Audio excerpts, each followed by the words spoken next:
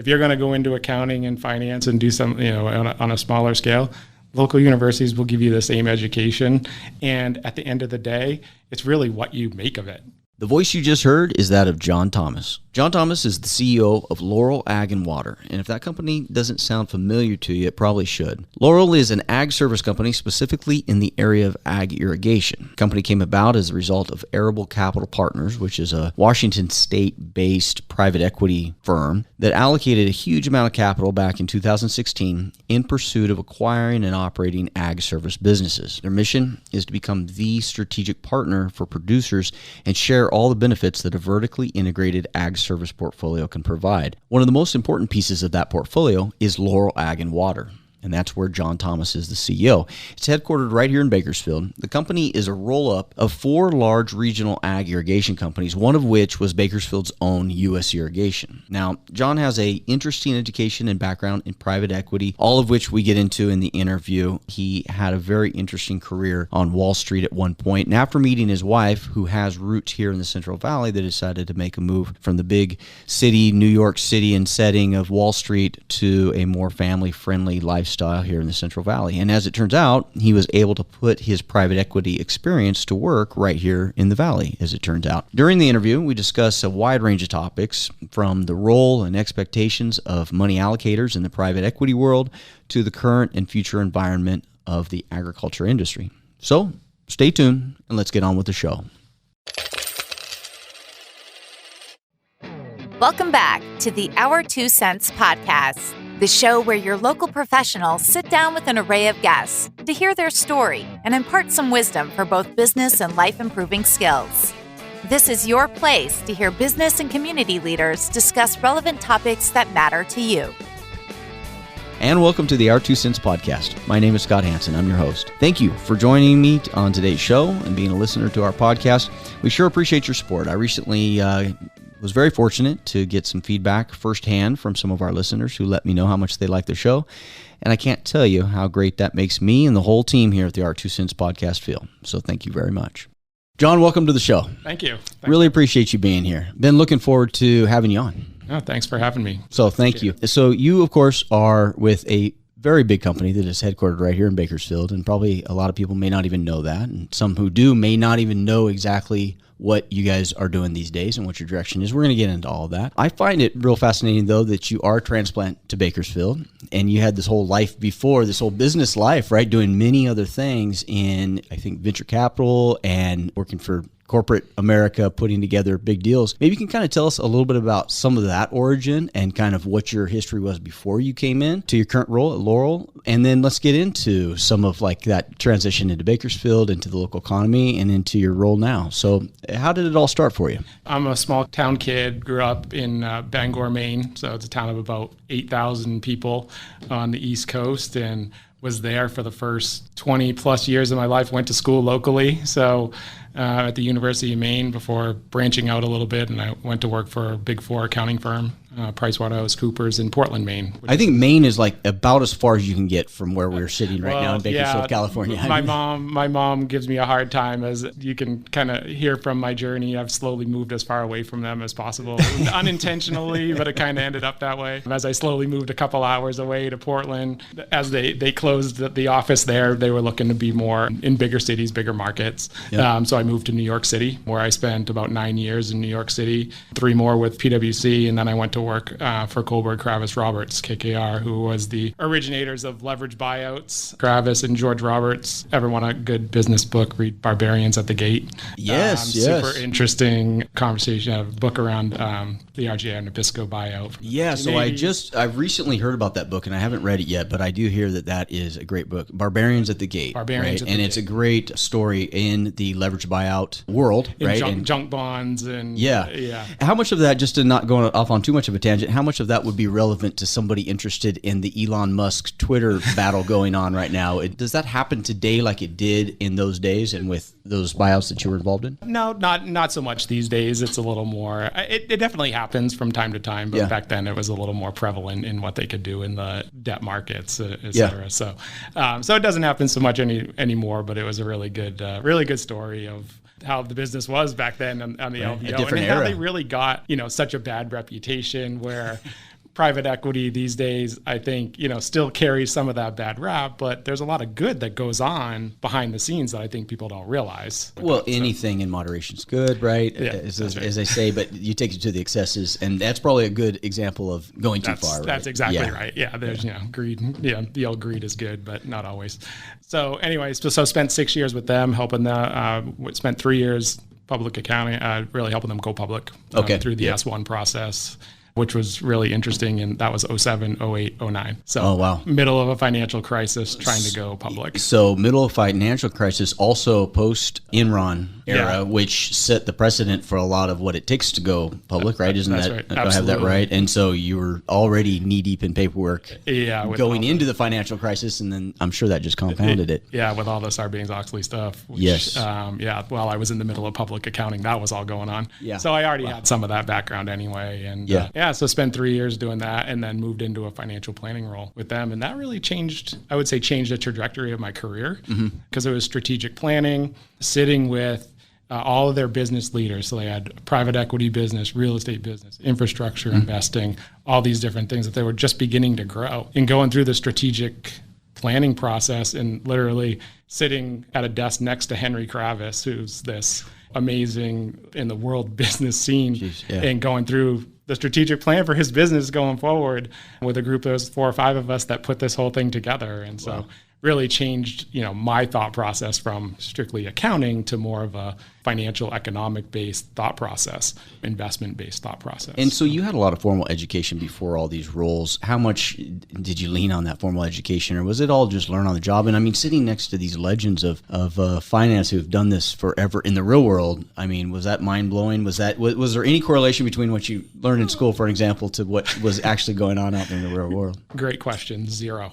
Is that right? Yeah. No, I thought you were going to say at least a little bit. 10%, 20%. No. I mean, I just had a degree in accounting and finance from a state university. Yeah. And I think that's one of the biggest lessons I learned in life is like, if you, the big name universities are great and they give a wonderful education. And if you're going to go to work for an investment firm in a big city doing investment banking, absolutely go that route. Right.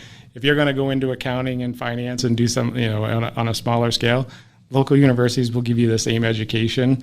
And at the end of the day, it's really what you make of it. Great advice. At the end of the day. Yeah. What you make of it is everything. And some it's opportunity based and how do you want to grow. But yeah, I went to the school of hard knocks, so to speak, in terms of my learning curve. Well, and can you even learn that type of business in anywhere other than in the business? I don't know that there's, you might be able to pick up a little bit from some books or resources and things like that. Even today with all the YouTube, maybe there's a little bit out there, but I know even in the local real estate business, you got to get out there and do it to be in it and understand what's really going on. It's hard to get it out of a book or something. Yeah, you got it. It's experience. Yeah. And that's what I tell people all the time. It really just comes down to experience, and going and getting an MBA gives you great connections, and there's a lot of value to that. But at the end of the day, the real world experience of how to apply management techniques, and you can read all these management books and do all these things, but at the end of the day, it's really the tools and the experience of going through it and doing it and understanding it that's really gonna. And so you're in this financial planning role in a big organization with a lot of funds to employ, I'm imagining, right? 80 at the time they had 85 billion. And it is their job to employ those funds. Yeah. And you have all these different avenues. You mentioned even real estate and equities and all these different markets to choose from. What is some of the strategy that a big firm is looking like? If you don't mind just kind of pulling back covers a little bit on kind of just the general thinking, a lot of individuals and households, are dealing with, do I put it in Apple stock or this or that, or, do I buy a rental property? So it's a much smaller scale, but it's interesting to hear what the big guys are doing, because I think that does reveal a lot about macroeconomic trends and things that they're looking at to employ this much bigger basket of funds. And a lot of times it's people's retirement accounts and things like that are investing in it, right? Yeah, absolutely. It's a lot of pension funds and things like that funds all that. And so they're really looking for same investment principles, a diversified investment portfolio. Now, most of them are looking at alternative assets, which aren't always regularly available, us all individually on a day-to-day basis. There's much more availability now. They've been able to create public funds and do things that get you a little more access to those types of investments than you used to be able to. But for the most part, they were looking for specific strategies where they could deploy. At the end of the day, it's billion-dollar investments, be it, and they were just looking for that diversified strategy. So all kinds of different avenues. And so is it just things that are relatively safe with growth potential, or are they looking for actual arbitrage and things that exist in the market that they're recognizing that nobody else is recognizing? Are they finding that edge or that alpha, I guess, to say that we have found something that other people aren't seeing, or are they kind of trying to employ the funds to some extent with the herd, with the idea that everything's going to kind of rise with the tide? It's not a herd mentality, but they're looking for, it really varies a little bit. There's definitely some, hedge fund type strategies that they're employing, but on the private equity side, they're looking for good quality companies that they can really take to the next level. Because a lot of companies get to a certain size and maybe management doesn't know how to take them to the next level, or, that's a lot of the case with private equity, right? Sure. They can employ a professional management team that can come in and take them from $1 billion to $5 billion or whatever those numbers are. But yeah, you make a good point. It's not just the money, it's all the clout and people and knowledge and things like that come with that investment, right? That's a big piece of that. Yeah, that's right. And so a lot of it is like they have opportunity that a lot of people, they get access to deals that a lot of people. There's one of the big lessons that, and we're starting to employ it at Laurel, that I learned while I was at KKR was, they had a pretty much the private equity business. Yeah. And what would happen is they'd get co-investors, and so they'd go out and raise money to go into these larger deals from other places, and they would pay a Morgan Stanley or a Citibank 1%, 2%, 3% fees on top of it. And Scott Nuttall is the guy's name. He's now the CEO of KKR. He says, well, why are we giving away these fees? Why don't we just start this capital markets business and keep more of the same? It's all the same transaction. Why don't we keep more of that in-house? It all goes together. Sure. And sure enough, here we are like 15 years later. Is that right? They created it, they created it while I was still there, and it's a almost $1 billion business for them. And you make a great point. I've gone back and looked at the Warren Buffett trades, and his annual letter and some of the, they'll openly talk about the things in past tense that they've done, recently. And, I think it was the Goldman Sachs deal where they were able to, during the financial crisis, they were able to buy X number of shares of Goldman in order to sort of bail out Goldman and through Goldman, a lot of other companies, and just provide this huge influx of cash when it was needed. And of course they were buying a quality company like Goldman Sachs at like 20% off, then it was already down, 50% because of the crash. And then they're buying it at this other lower level. And you go, I want to make that, that guy, Warren Buffett's pretty brilliant. Well, he's also has the means to be able to make a deal like that. Right. And so that's one of those deals that they're not knocking on my door and asking me to make that deal. Right. And there's probably only a few people who even get those opportunities. Right. Or few firms. That's right. So at some point you make this decision to come out here to Central Valley, Bakersfield, California. Yeah. What leads you to that? What caused that? So while in New York, I met my wife, and she grew up in San Diego and Delano. Okay. And so we got to a point where San Diego and Delano. Those are two totally different places. They are. So she was in San Diego for 10 years, okay, and then moved to Delano for the last 8. And so she went to UCSB and then went to work for PricewaterhouseCoopers in Orange County. Okay. And we both happened to end up in New York within a year of each other and met. She ended up working for me, and the rest is, 15, 16 years later, here we are. That's great. And somehow she said, we got to go back closer to home, I guess is kind of how that conversation went. We had our daughter while we were in New York. Okay. And so by the time she was 2, we decided that was not a great place to raise a family. And so her having family out here, we made the decision to move out here. It's kind of, we were going to go to Maine where it was, negative 20, or Bakersfield where it was 105. And that was an easy decision for me. I understand that choice. So we came out here really to raise our family because it's, we had been out here quite a few times. Yeah. And I always really liked it out here. Found it to be obviously much more relaxing than New York City. Yeah. But and what we found is it is a great place to raise a family. Oh, isn't it? Yeah. Wonderful community. And so we've been really lucky in that regards to, be able to kind of. Yeah, as I ask people about what brings them to Bakersfield, what keeps them in Bakersfield, what brought them back to Bakersfield, that's a really common thread, is a great place to raise a family. And I think that is one of our claims to fame here in this area, the Central Valley and Bakersfield in particular.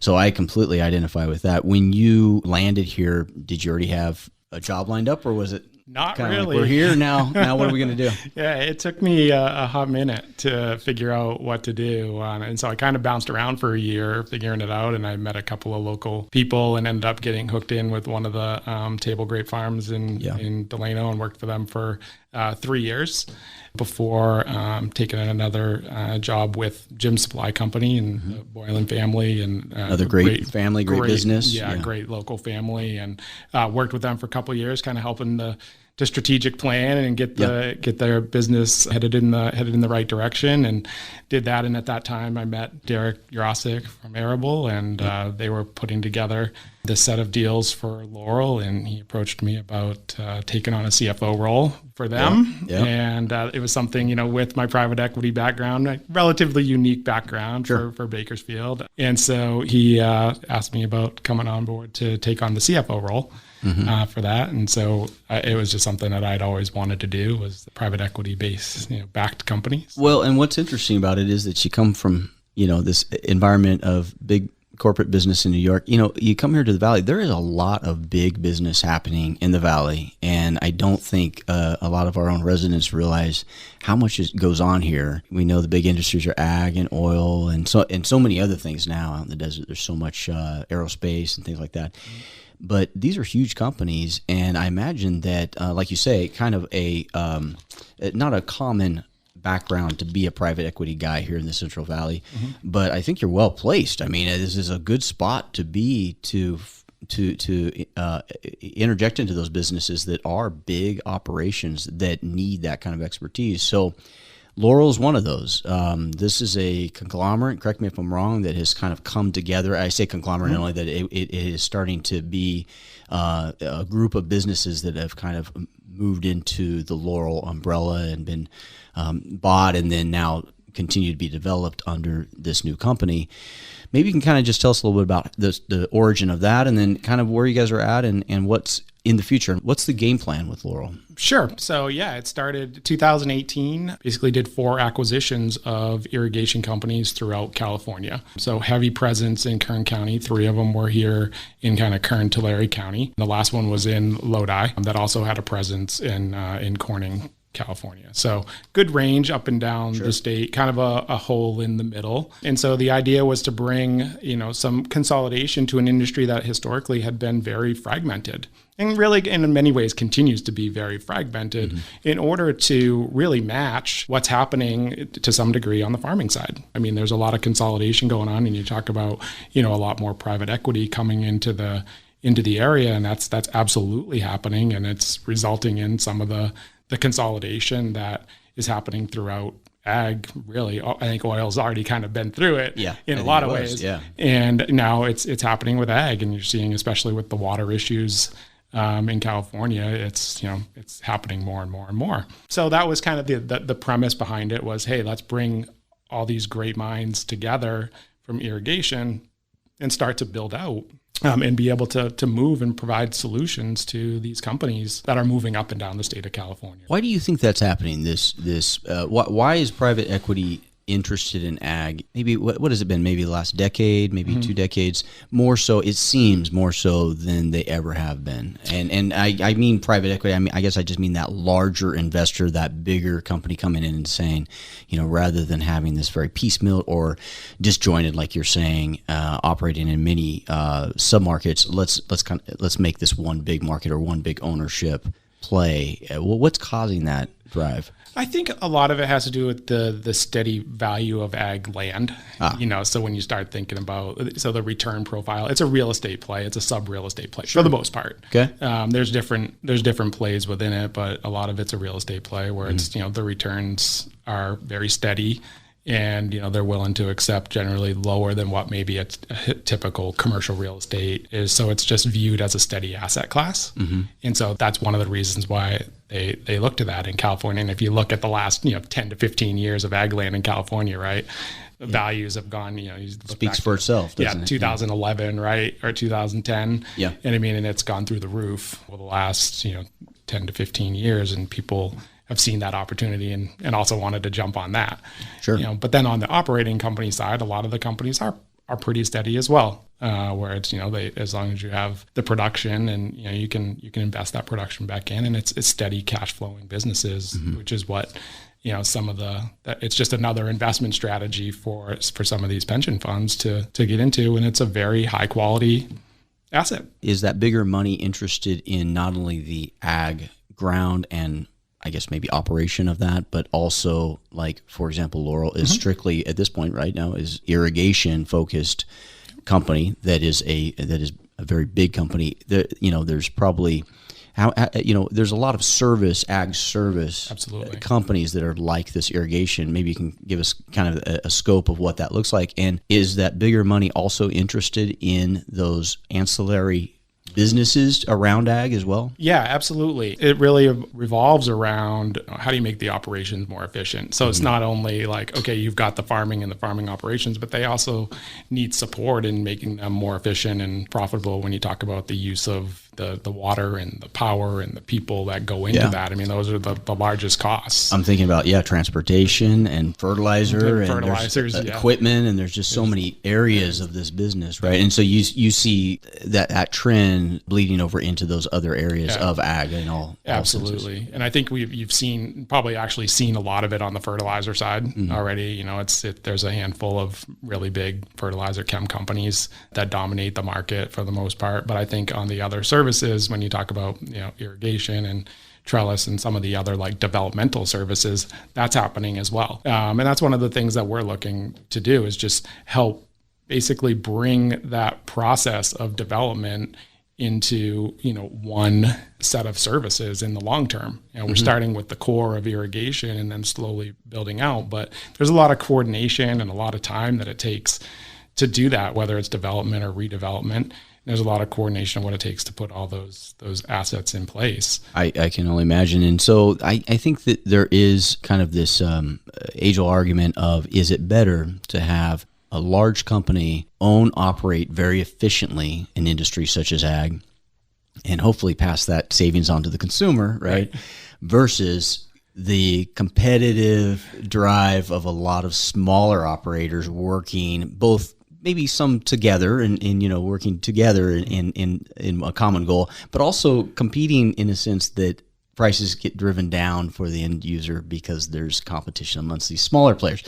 What's your opinion on that? I mean, where do you land on that? Yeah, no, I think it's a great question. And I think it's a really relevant question, particularly right now as we talk about where inflation's at. Good point. Extremely, relevant topic to what's happening, and especially in in food and ag. I mean, food prices are going through the roof with so many other things. It's not independent of the rest of the economy. But you're absolutely right, John. Where do we fall in that with this change that's been happening over the last couple decades? Yeah, so I mean, I think as you're able to get a little bit bigger, it helps on the purchasing power side. It also helps in what you can do you can hedge and you can do other things.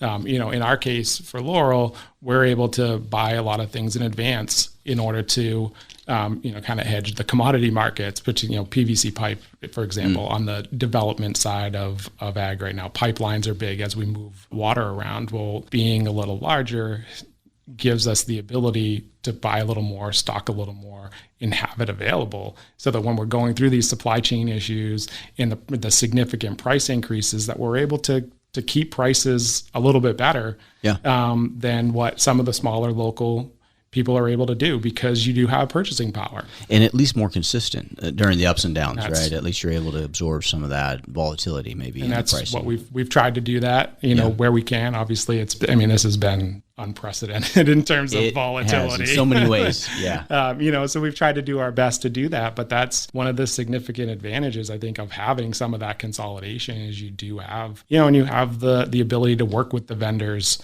better to secure product on a more regular basis. Sure, and I'm guessing that's greatly appreciated by the growers and your end users of your products, that they can count on you both for supply but also for some price stability during wild times. That's been a goal, and because at the end of the day, look, we're all looking at ROI. Every single grower, whether they talk about return on investment or not, that's what they're thinking about in their head. And you've got to call it what you want, but that's what they're thinking about. And, our ability to help them maximize that, be it on price or be it on, hey, maybe you're paying a little more today for what amounts to savings tomorrow. Again, when I think about our business, that's one of the places that we try to focus in on is, there's a value add to having good engineering in your irrigation system and using automation appropriately. I think a lot of people still look at automation as a fun toy as opposed to a useful tool that can reduce, be more efficient with water, be more efficient with people, be more efficient with power, quite frankly, because, when your pumps turn on and off and all these other issues that go to saving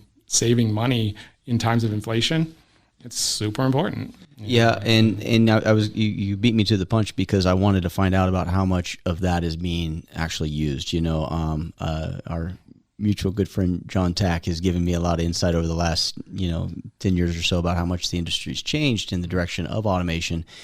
But to your point, we are talking about the agriculture business that I think does not move very quickly as technology is changing. I think there's probably a little bit of resistance to that. And so how much adoption are you having for things like that? I would say over the last 12 months, the demand for it has picked up pretty significantly. That's good news. Yeah. Now, I think the biggest challenge that everybody's running into is learning how to use it and using it appropriately and training their people on how to use it because it is technology. Yep. And a lot of the people that are used to going and turning pumps on and running water aren't necessarily technologically sophisticated. Sure. And so there is a learning curve that goes with that. But there can be a big savings that goes with that. There also is a peace of mind of, hey, I know when things are on and off, and I know how, and then there's on the flip side of that and kind of down the road of where I think this will go, we're talking about a lot of the investment funds going into this. There's a whole, the ESG, environmental social governance initiatives that we have to take on more and more and more. And the ability to measure those types of savings in natural resources, and particularly, government of California, being able to measure that stuff, is going to be that much more important. And that's where the automation kind of Yeah, and as you're saying that, I'm thinking about their budget, them being growers and the ag industry in general.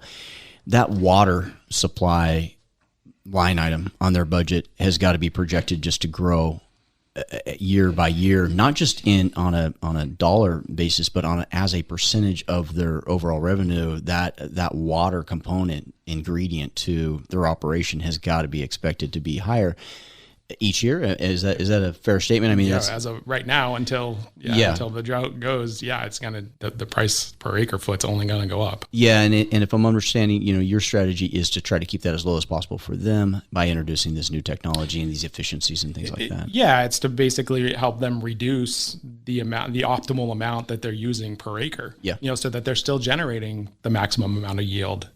In order to generate the maximum amount of ROI. Right. Because it's a fine balance between how much water you use and how much chemical fertilizers you use. All those things, go into maximizing crop yield. And so having a maximum efficient irrigation system goes with that. Yeah.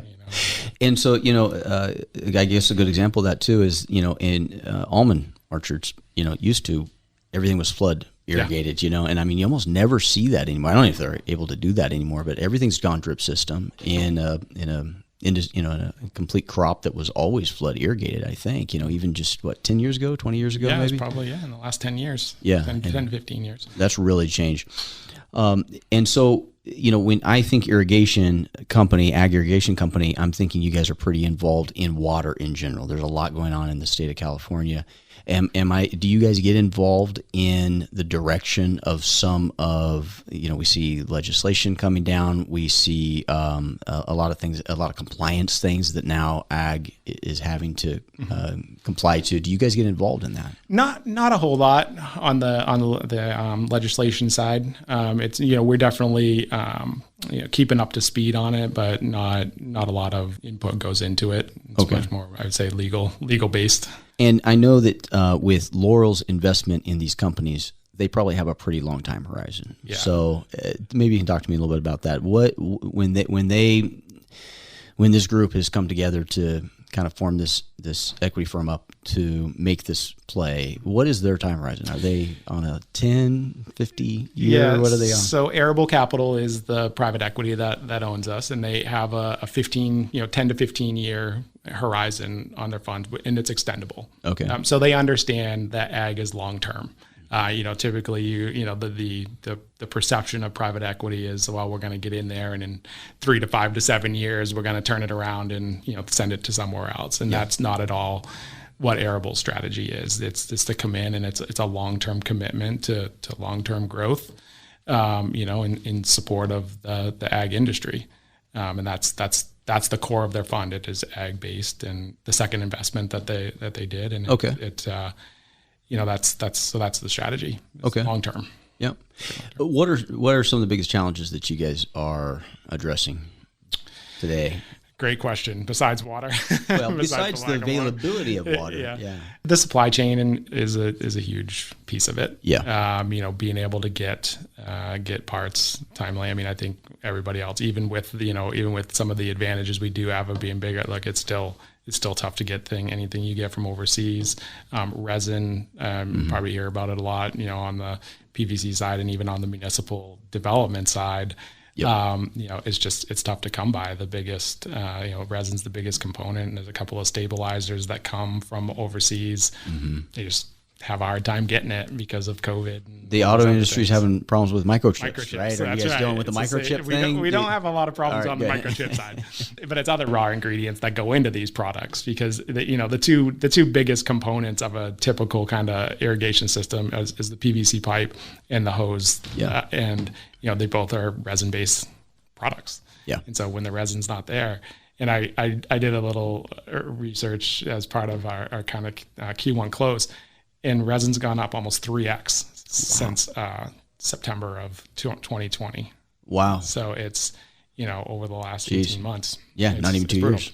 Wow, that's wild. Yeah, and it's, projected to it's not going anywhere. And it's interesting what actually drives it. I had a long conversation with one of the manufacturers yesterday, and it's the municipal development that's actually driving a lot of that. Is that because the municipal market, there continues to be a ton of demand for PVC pipe and development, and so what there is for resin in those types of supplies is going there. That makes a lot of sense. Versus the ag market, because it's a different type of product. And so that's actually what's driving it. Until that demand goes away, you're not going to see prices of the ag-related products not really go down. And is there more of that we can produce domestically, or are we reliant on supply chains that branch out into the rest of the world? The resin, a lot of that's, I would say a lot of it's domestic. Okay. It's some of the other products where we can't get it domestically. Okay. There's a stabilizer that you can't get domestically. I think it comes out of Malaysia. And, so half the time it's sitting out on a boat somewhere and you can't get to it. Do you find that a lot of the jobs you guys are doing is new development, or is it replacement of existing systems or upgrades of existing systems? Yeah, so in Kern County, it's mostly upgrades of existing systems or replacements from redevelopment. We have the branches up north, which it's a big development region right now.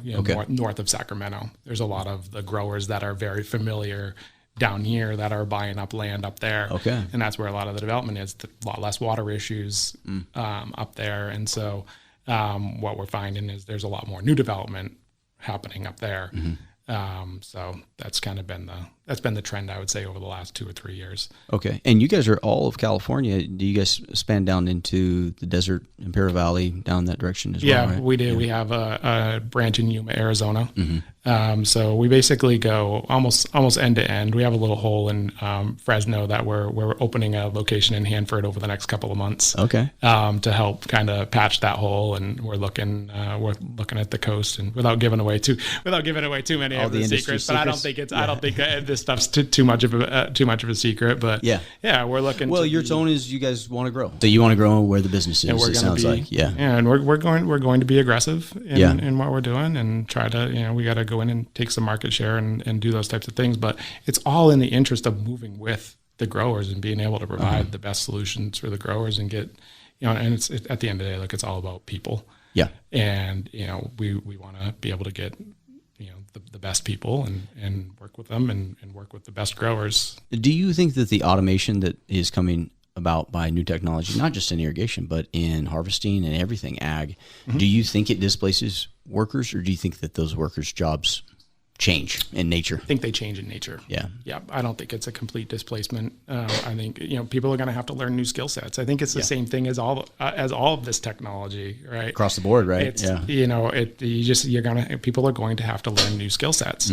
And that's a big thing that we're focusing on. One of the big changes that we're making internally is to hire, I think the trendy term's ahead of people. But and it's to focus on our people and focus on skill development and making sure that we're developing people as the industry changes and that they have the right skill sets to continue to be successful and setting them up for success. It's a new era, right? I mean, it's what it will be required in the future, I think, to continue. Right? Yeah, that's right. And, and we've got big investments in our people and we're going to continue to invest in them. We have great people and want to continue to invest in them. Yeah, and make good. Make them right. What is on the horizon for both the irrigation business and ag? Maybe it's something that people don't really realize or wouldn't understand or know, not being in the business, but what are some of the things you guys are looking forward to in maybe the next 5-10 years? I think, working through the challenges of Sigma, but I think people know that that's coming, but working through the challenges and what that's going to mean. I've heard that now for so many years that what is this going to mean and how does it all play out? And does anybody know? No. Well, they say they do. And I think every year but they're not going to tell anybody. No, we know, but we're not going to tell you. There's 3 people that know and they're not going to tell anybody or claim to know. So I think it's just understanding, how that's all going to work and kind of follow in the water. I think it's going to continue to be some of the same trends in terms of what crops come and go. I think it's super interesting to, I guess one of the things, not having been in ag my whole career, right, it's been super interesting to watch the trends of the crops. It's when crops are hot, everybody plants them. Yeah. And then you see about 5 years later, everybody's like, well, that didn't pan out the way we thought it was going to pan out. And I was talking to some local farmers about the almond market, and that's a great example, right, is that it just got a little planted and overdeveloped, right? I guess, I don't know, but that's kind of the general consensus. But table grapes was the same way. You know what's funny though, and being it with your background in private equity for so long and seeing all these different markets, I mean, isn't that true though? Across so many markets, people see the profit, and when margins grow in a certain area, investment and dollars flock to that market 100%. To and essentially shrink those margins. Maybe not intending to shrink those margins, but by way of competition and capitalism, I guess, at the end of the day, right, is that those margins shrink. And then that capital that flocked there finds out that it might have gotten there a little late, right, or something. So I guess it happens in any business. Yeah, and I think private equity into itself probably ran into that same exact issue.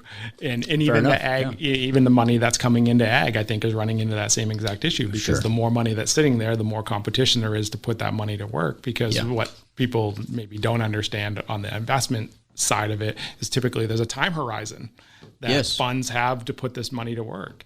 And so as you get to the end of the time horizon, you got to figure out how to put that money to work. That's right. And so what ends up happening is it ends up cannibalizing, their own returns. And the more money that's gone into private equity, you've seen kind of some of the historical returns. No, such a great point. Well, and the other time horizon that you're fighting against is just that rate of return. One of the components to that rate of return calculation is time. That's right. Yeah, Absolutely. So Absolutely. You can make a lot of money, but if it took you forever to make it, I don't know what you really did, right? So, good point. Yep. Okay, good. Well, John, I always like to end with a few rapid fire questions. I hope you don't mind, but maybe you can give us just a little bit of, I don't know, words of wisdom. Something like, for an example, what's a great quote that you like to live by, or maybe something that you repeat often or advise people with often? Sure. Keep it simple here. Quality over quantity. And I think about it in terms of almost everything. And it's probably one of the biggest lessons I try to teach my kids on a day in and day out basis, which is, it's not the number of friends and relationships you have. It's how good are those people and how reliable are the people around you. At work, it's the number of hours you put in.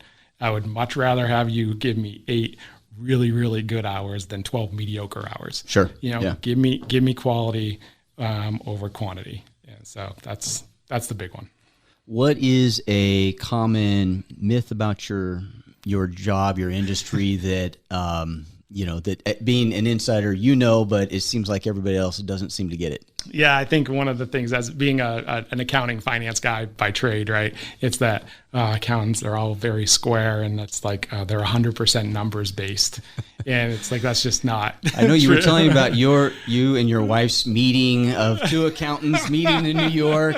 Sparks must have flown, and it must have been fireworks. And, I bet you guys it was crazy. Did a lot of calculations. Yeah, exactly. You bring up an interesting point that I like to ask accountants is that I saw when I was going to here at Cal State Bakersfield is that a lot of times people would kind of migrate over to the accounting department if they were trying to get away from sales or get away from the communication side. I just want to work on numbers, Yeah. And what's funny is I find that the best people in accounting have both skill sets, or that they find themselves coming back out, do the accounting, but then they kind of come out from behind the computer to actually do the business of interacting with clientele and things like that. And I don't know, I think your career has been a good example of that, is that might be where you started, what you intended to do, but very quickly it seems like you found all these ways to communicate, and it mattered at the end of the day that still was a piece of the component. Right? Absolutely. And that's been a big piece of, becoming the CEO of Laurel. Sure. Is really, it's communication, building relationships, and, that type of thing is, it doesn't all, you can be an accountant, but also. I don't think you can get away with it. At the end of the day, I think that's still where you end up. If you want to do business, it's a human interaction that requires, 100%. People to, converse and meet and work together. Absolutely. So we have a lot of young listeners who listen to the show too, and they're aspiring to do a lot of great things. And so if you were to look back, say, 20 years ago or so to your younger self, maybe in that college age or even just right after college, if you had advice for yourself, what would you be telling yourself? Well, I have two things there. If I were telling my college self something, I'd tell them to invest in Apple. And keep it for a while. And don't sell. Because that would have been 1997. So Steve Jobs would have just been taken over. Good time to be a buyer. Would have been a smart move. But more just like branch out. It's great to be local and set up shop local, but make sure you get some experience outside of your core. Having grown up in Maine, I really grew up thinking that the center of the universe was, within 50 miles of where I grew up. Yeah. But the more I branched out and grew up, you learn a lot about the world and the applicability to business and the experiences you get that you can bring back to the local community is huge. So don't be afraid to branch out and get out there and see the rest of the world, because there's a lot. Great point, John. And as an employer, you bring a lot of value to who is employing you next if you bring a lot more than just that degree or just, whatever my last job was. If you're bringing a more well-rounded package that you have interesting insights or experiences, right? That does all lend to your value at the end of the day. You bring that to whatever you're doing next. John, thank you for being here again. If after the show somebody wants to reach out, talk to you, discuss Laurel, get in touch with you guys over there, what's the best way that people can find you? Sure. They can find us on the web at laurel-ag.com, Instagram, Laurel Ag and Water. They can see us on Facebook, pretty much anywhere on social media. It's all under Laurel Ag and Water. Reach out, and happy to discuss any of the topics today. Fantastic. Well, thank you again for so much for being here. Thanks John. Me. Appreciate it. This show has been brought to you by the Law Office of Kyle Jones, Troy Burton with the Lynn Company, CPA John Duffield, Scott Hansen Real Estate Lender, broker and investor, and Dave Plivlich, President and CEO of the Marcom Group and MarcomBranding.com. You've been listening to the Our 2 Cents podcast. Check out the show notes for links and more information about the show. Also visit our website at our2centspodcast.com or catch us on Instagram at Our 2 Cents Podcasts. If you've enjoyed this podcast, please subscribe and share with others.